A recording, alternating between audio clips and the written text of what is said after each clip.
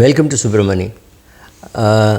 In any field, it is important for you to concentrate on everything, but that doesn't happen. The sexier things is what people concentrate on more. Having said that, please subscribe to my channel, please hit the bell icon. And for example, in fundraising, the sexier topics are cancer cure.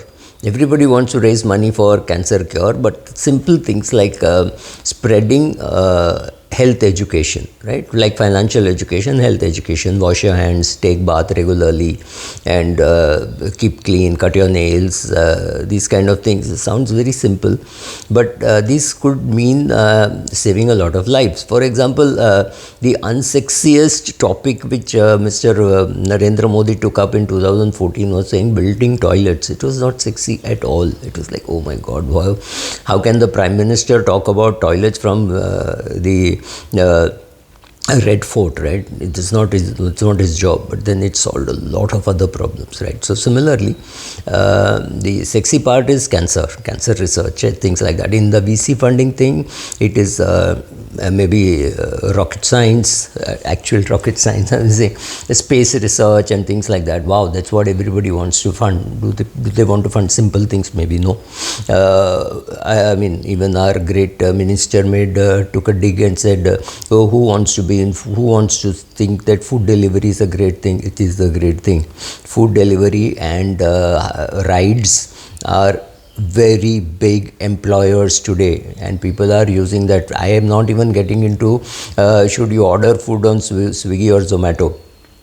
I'm saying it's a big employment provider. I think between all these riders, etc., I think they provide more than 5 million jobs. That's not small. But anyway, coming to financial services, even in financial services, what is really attracting people is to say, I will do asset allocation for you. I think you should put some money in cryptocurrency and things like that. Well, I have a very, very simple thing. I'm not looking for your business. I'm just saying, the simplest thing is to say, do you have adequate term insurance? Do you have adequate medical insurance other than what your company provides? Do you have a house? If you have a house, have you made a will? I think these are the uncomplicated, simple things which you have to force your way into a client's house and say, this has to be done, this has to be done, this has to be done. It's not easy to get it done. Now, do you know a good lawyer? Can you give me a copy of your will? Can I do a cut paste? These are all fair enough questions. So have the name of a lawyer, number of a lawyer, sit with the lawyer and with the client and do it. It's a good opportunity for financial advisors and for those who are the laymen watching, go and do it yourself if your financial advisor is not keen on helping you or your chartered accountant is not keen on helping you. It's nice to have somebody who knows your finances along. Maybe you're supporting an old aunt, maybe you're supporting an old class teacher, and I've seen both these happening, and you're sending her 5,000 rupees a month, and that's not a big amount, that's not a small amount, but if your wife does not know about it, it will stop when you die. So it is necessary to communicate, right? So I keep saying communicate. It's like location in real estate.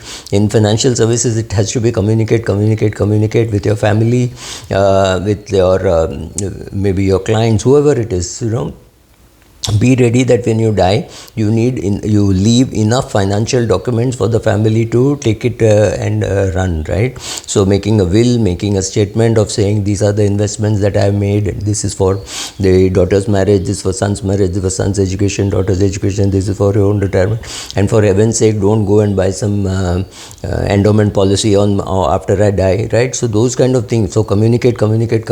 Yes, that's very important, but personal finance need not be sexy. It can be made very simple, and right. So the question is, you don't pause and think,